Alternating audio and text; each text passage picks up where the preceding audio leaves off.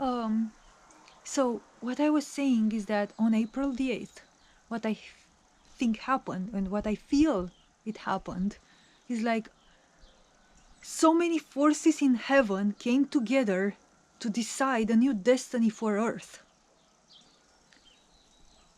The four elements, the four principles of existence have united in heaven, along with many other forces in heaven. And the feeling that I have, the most intense feeling about it is that we have been redeemed. We have been redeemed. We have been given another chance. I don't know if we were on the brims of bringing about our own destruction, but it feels so intense that the forces in heaven, our mother and father in heaven, they've almost done the most astounding, unbelievable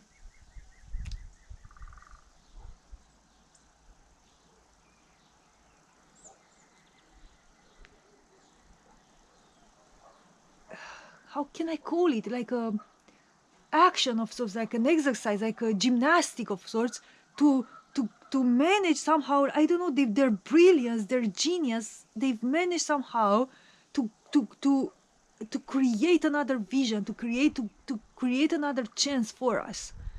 We have been redeemed.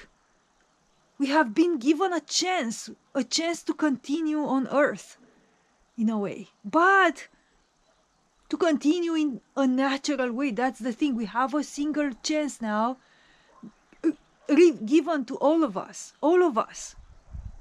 But we have to do it the right way this time. We have to really do it the right way. So, on April the 8th, I feel what happened is that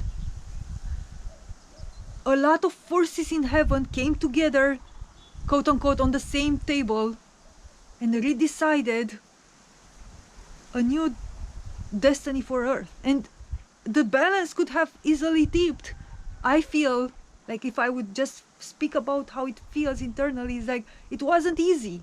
Like this decision that was, this new vision that was given to us, this new will, it wasn't something that our mother and father, let's say, gained it easily. They had to pull it off like such a spiritual gymnastic of sorts to pull this one off for us. They really, the brilliance of what they managed to do and the trust that they had in us is like, you know, the feeling that I have is like they had to convince somehow an entire council. It's like what they've won for us, and the chance that it has been given, it's really something. It's really something what we have been given. We have been given another chance. And I think that if one would have paid attention to the details and the information that were given in this reality, everything was given to us to understand that this event on April the 8th was not an eclipse, was not your usual solar eclipse. This was something else, and many people have started to see that there are strange occurrences related to this eclipse, like so many things happening at the same day, in the same moment even of the eclipse, that they were just beyond coincidences. It felt like, it's like somebody in heaven was directly pulling our sleeve. It's like, hey, freaking pay attention. This is not your usual eclipse, you know. It's like, when do you have so many occurrences happening simultaneously, one single day, one single moment?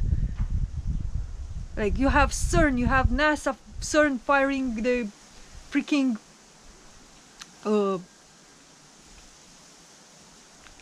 proton collider.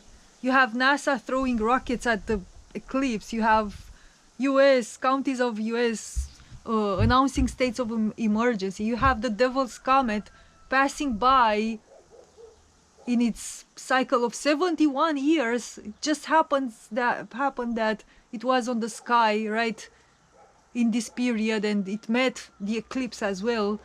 Then you have the parade, the unusual celestial parade with so many celestial bodies joining up in the same hemisphere of the sky, exactly the same hemisphere with the eclipse. And I think there were so many other things that I'm not aware of, and people have been depicting, like even some strange coincidences with the name of the cities, some of the names of the cities through which US cities through which this eclipse passed. But I don't want to get into that because it gets into the religious conspiracy side, and I prefer to just look at what has been, let's say, said by mainstream astrology, mainstream science in a way. And but if you just look at the facts and the data around this eclipse, you can just know, like, what would have been the odds that Chiron, the planetoid, in its cycle of 51 years, again, it's 51 years that Chiron, the planetoid, has, exactly in that cycle of 51 years, to find itself, the Chiron planetoid, precisely aligned with the sun and the moon at the moment of the eclipse. I mean, when I say precisely, I mean the same degree and minute, the same astrological degree and minute. Whoa! It's like, what would have been the chances? It's like, if that's not a sleeve pull from the sky, from the heavens, making us freaking look further into this event and try to understand what the sky and the heavens are trying to tell us, then I don't know what is. And then you have Chiron, the planetoid, and you have Cairo, the monogram of Christ.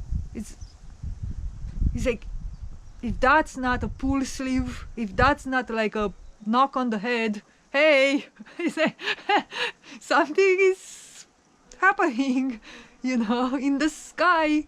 You have Chiron, you have Cairo, you have the sun, you have the moon, you have the Father, you have the Mother, you have the Son. Ta-dam! Trinity in the sky uniting. Hey, you have the earth also. Why? What is the Trinity uniting for? Well, what is the eclipse? Where are the eclipse effects felt? On Earth. Everybody joined up for Earth. It was the entire heaven, in a way, or so many forces in it have joined up to decide again a new destiny for Earth. Earth was the receiver, at the receiver end of all of this event. It was all for Earth. They've joined in the sky for Earth. The daughter. And a new vision was created in heavens. And again, this vision came with a lot of spiritual gymnastics for our mothers and our Father in heaven. For our mother and our father in heaven, or even our brothers in heaven, and many other forces, they had to pull off this, like, this really, I'm telling you what I feel internally. It's like, they really had to pull it off, simply said, just for us to be given this new chance. And this new vision which has been given. We have been given a new vision.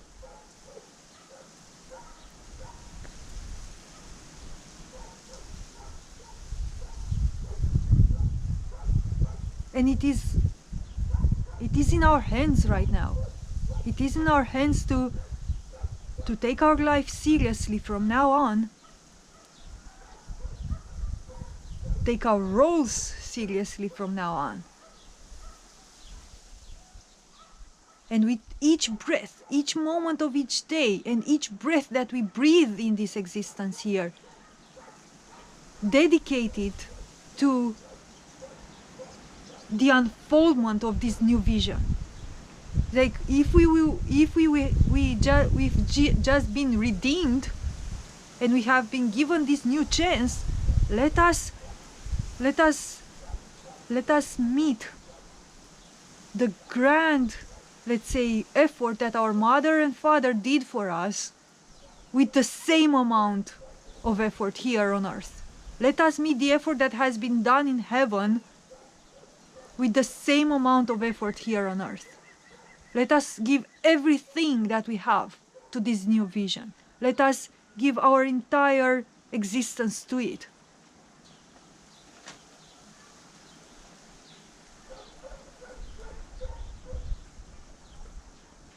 This is, by the way, the original vision. This is, in a way, it's not a new vision, it's just the original vision. It's just the original vision of Earth. We've been granted, again, the original vision. A true ability to see things correctly this time, and thus act correctly, think correctly, manifest the correct actions and reality correctly. We've been again given the vision of heaven. This is why I'm saying this is so precious. This is why I'm saying that with each breath that we have now, we should just start taking ourselves seriously, first of all. How many of us, we cannot comprehend the immensity that lies within us, and we don't give credit to ourselves first. We take ourselves as a joke, first of all, and this is why we take the entire world as a joke as well, because we can't believe in our own true, genuine power and genius that really lies within us. And nobody, paradoxically, can convince us of this. Nobody can give you to yourself. Nobody can convince you of your genius. Nobody. That's the thing. You have to take yourself seriously. But when I mean seriously, I mean really, really, really, really seriously from now on. Because if you don't take yourself seriously, I can tell you, this entire world will never take you seriously. If you don't take what beats the deepest in your heart seriously, I can tell you that this world will always mock it, will never take it seriously. It's only you that you can give all your credits to that invisible thing which beats within your heart. It's only you which you can decide to give it your entire breath, your entire faith, your entire everything that you are. What else are we here to do? So, one last thing that I feel to add. The vision in heaven has changed. We have been given a new chance to unfold and manifest this original vision of heaven on earth.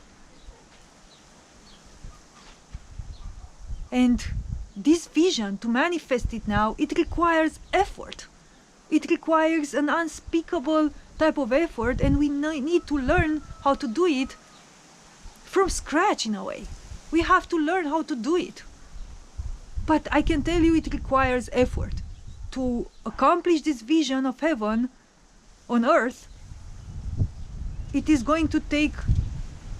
will need the genius of all of us.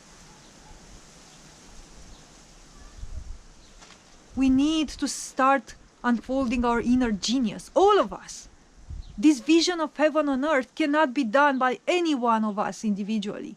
We have to come together and put our geniuses together. And it's gonna be an effort. It's gonna take everything from us. All our dedication, all our commitment, all our faith, let's say, strength, courage, love, everything is gonna be asked to be used to its absolute form. So it's nothing short than the genius side of us which is required to accomplish this vision. Everything is going to be asked from us from now on. And anything less than perfect genius and perfect dedication and perfect commitment and true faith is just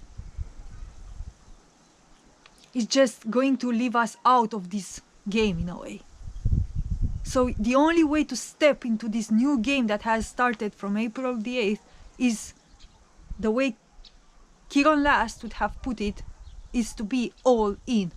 Like the all in card is the only card through which you can step into this game. Otherwise, you'll remain out of this game. I don't know what's happening out of the game. I can look into it, come back with more details on that. But I can tell you that if you want to step into this game, you have to be all in, like fully in. Fully in with full vulnerability, full commitment, full dedication. Nothing less than full vulnerability, full transparency, full honesty and courage is going to do it. The forces of heaven will not work with you anymore if you're not coming up with full honesty, full transparency, full vulnerability. You have to be like a naked newly born child each second of each day. That's the level of commitment and dedication and vulnerability which is asked for anybody which wants to step into this new game and manifest heaven on earth. It's nothing short than the genius within us, which is asked from us. So, this is going to require effort from us from now on, because we are all scared about this inner genius. We are all scared to accept our own magnificence. We are all scared to commit. We are all scared to accept true love. We are all scared about all these. We are scared of heaven, basically. We are scared of goodness. We've been living in so much, let's say, pain. We've grown addicted to it. And now we are more scared of heaven than we are of hell. Hell feels comfortable right now. We've become the masters of hell. But now we have to switch from serving hell to serving heaven. So, and that requires leaving almost like everything that we know behind. And imagine like so much we have learned how to serve hell and how to get by in hell and how to learn the rules of hell and how to play the game of hell. Like we've become masters at the game of hell. And now what is required from us is to all of a sudden become no one, you know. We were kings in hell, but now we have to become beggars in heaven, basically. And start from there, start from scratch. This is why I'm saying it requires everything. So if you're not ready to let go of everything that you were in hell, all your empire in hell, if you're not ready to put it all up and give it all up, then it's gonna be impossible for you to walk this journey to heaven, to the true heaven on earth.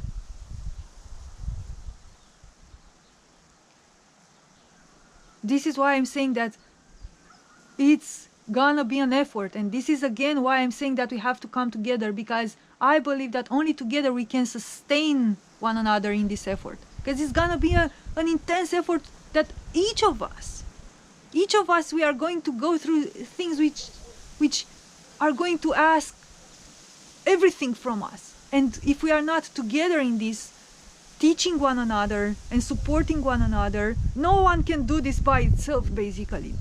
What is going to be required of all of us is something we cannot do it on our own. We cannot do it without the others. We need the others.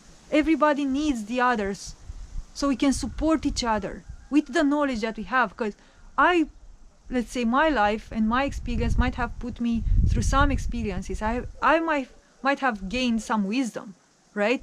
But another being had a different type of experiences, and it gained a different type of wisdom, and it learned a different type of skills that I do not possess. And that being can support me when I will be at my weakest, when I won't be able to tell darkness from light, and or life from death, and I will just feel like dissolving from the pain that I might need to encounter, let's say, sometimes.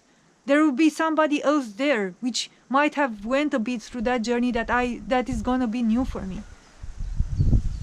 And it might guide me It might tell me, hey, yeah, you're in darkness. At the right of you, you have that sign, follow it. At the left of you, or at the left of you, you have that road, take that road. Because that being knows, because it went already.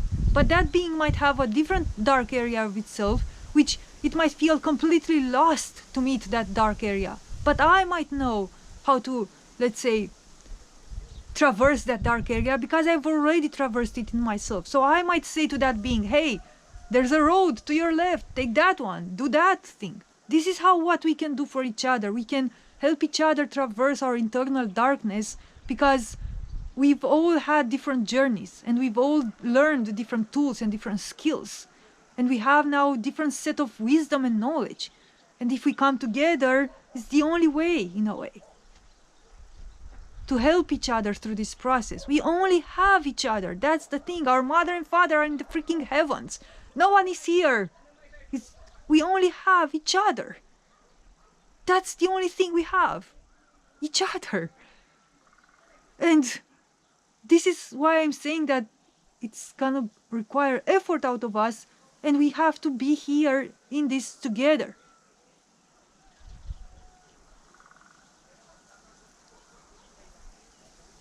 Like, imagine that when you want to build anything in this reality, like let's say you want to build a house. Imagine how hard it is in this reality to start building a house. You have to gather the materials, you have to work physically, you have to put so many things together, then you have to do the exterior, the interior, the roof. Like, there is years sometimes of work and physical work and effort. This is what happens when you build something new from scratch. It requires a lot of effort. But then after you build it and you have this beautiful perhaps house, then finally, like, you have an entire lifetime, let's say, to just enjoy your house, enjoy your new creation, you know. It's hard at first. It requires so much effort at first, and so much work at first, so much sweat at first, so much blood, because who among us, when we are constructing a house with our hands, we haven't bruised so often, we haven't cut ourselves so often, and so it's a painful process. But then after the entire thing is built, it's gonna be an entire, let's say, life, which you will have to you will be having to enjoy that creation, to enjoy that house you've built. And similar now, imagine if our earth is our home, and in heavens a new vision for a new world has been given, and now we can create this mutual home together. We are like workers of heaven, which we are here on earth to create this home together. We are building the home again from scratch. But instead of us individually all building our own individual home, or I'll build my home here and I'll make my land beautiful, and or you build your home there in your country, in your place, and you'll make your home beautiful and decorate it the way you want. Now we are creating a mutual home. Earth is our home, which we are recreating it from scratch, basically. It's gonna be a recreation from scratch. Nothing from the old vision is going to serve us anymore. So, if in our individual lives when we build a home, we can see how much effort that takes, then imagine the effort it's gonna take to build the home, which is the earth. This is why I'm saying that only together we can do this. We are creating our new home together. Through sweat and blood and effort together. And this is why that so-called, all these theories with the new earth, the new age, new earth, has been, again, in my opinion, a deception. Because there is not gonna be any new earth that you are gonna meditate yourself into. And you're just gonna be popped up into this perfect land where you just don't need to do anything, you know. just because you've meditated for 2 years on, I don't know, acquiring a higher frequency or something, you're just gonna be granted access into the kingdom on earth, like heaven on earth. Just because you meditated or made some mantras or some visualizations of sorts, or maybe even worse, you've done who knows what type of rituals, man. No, heaven on earth is something we do with our hands. We build it through sweat and blood, similar to how you build a house. This is how you build heaven on earth. This is how you build a kingdom. This is how you build our new home, which is the earth. So now we are moving from building individual homes, which we've all been doing that. We have been so concerned with building our homes and making our perfect lifestyle. Now we are building a common home. Our common home. We are switching from building individual homes to creating a common home, which is our earth, which is our home, which is to be the kingdom of heaven on earth. And at that moment, I believe there is gonna be, when and if the kingdom is gonna be achieved, there is gonna be zero distinction left anymore between heaven and earth. And that's the thing that I want to end this with, is like, I feel the worlds are colliding. From April 8th forward, the worlds have started to collide. Heaven and earth are merging together. Everything is merging together into one singular point, which is going to be this only one singular reality. There are going to be zero things such as the astral realm and energetic realm, and then you have the physical realm, and then you have who knows how many dimensions. No, everything is converging. Everything is coming into one. Everything is coming into one singular reality. But I believe that to do this, it's only going to happen through personal effort and personal work to the highest of kinds, the highest of dedication, the highest of effort, the highest of giving it all for this new vision of heaven on earth.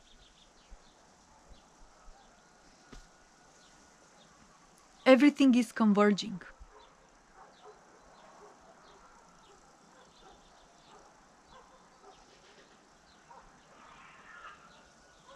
And I'll end with this, that in this video done by Susquehanna Alchemy, if I'm pronouncing the name correctly,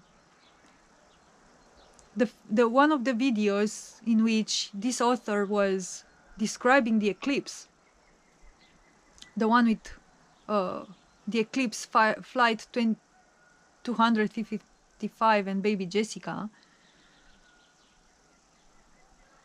what this author has uncovered, unknowingly, not making all these connections, but what this author has uncovered is that exactly on the spot, exactly at the intersection of the eclipse from 2017, which was called America's Grand Eclipse, as well as the one in 2024 right now, it has been called again America's Grand Eclipse. So last two grand eclipses, they were intersecting, making an X on the map of US.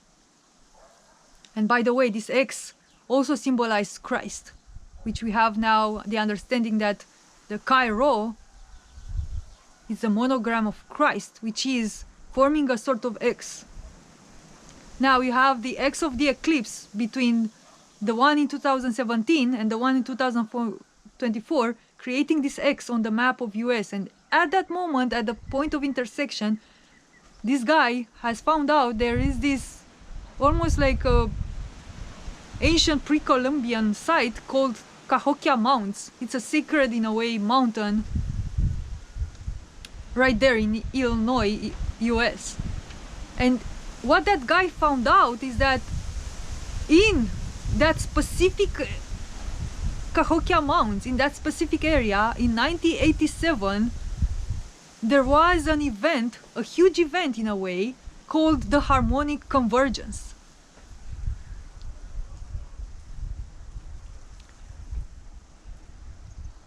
And in this event with the harmonic convergence, so many like spiritual people and all these hippies from the 80s, let's say late 80s, came together in a way to meditate in a way and create this new vision for Earth, if you can imagine, or something similar.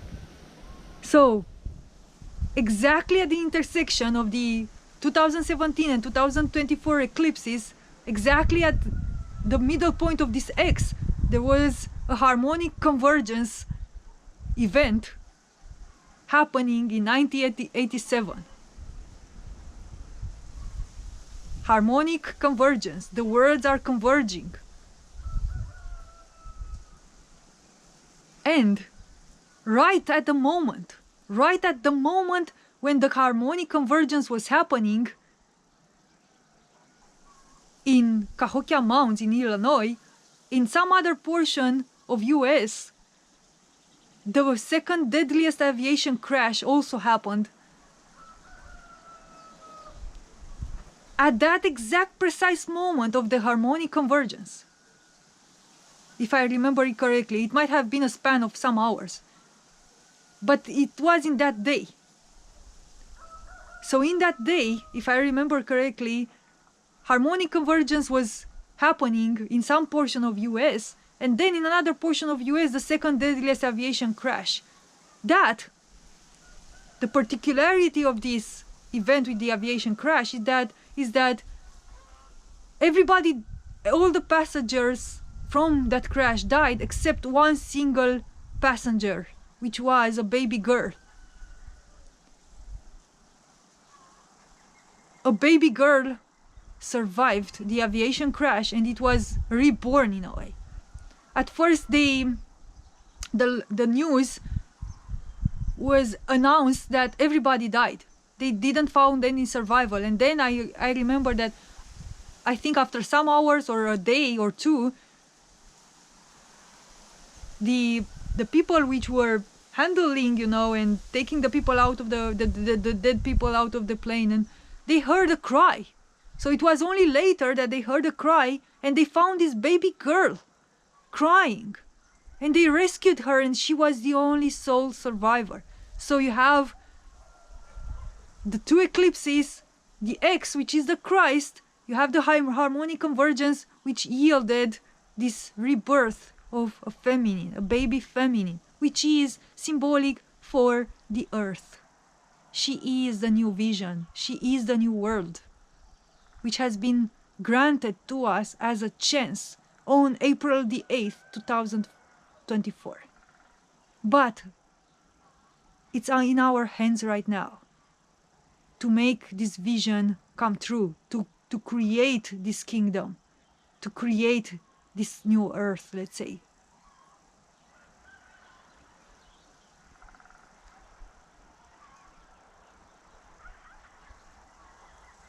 The kingdom of heaven on earth is something we do with our own hands. And we are here, all of us, together for her, for earth, for this new feminine being, which has just been birthed again on April the 8th, 2024.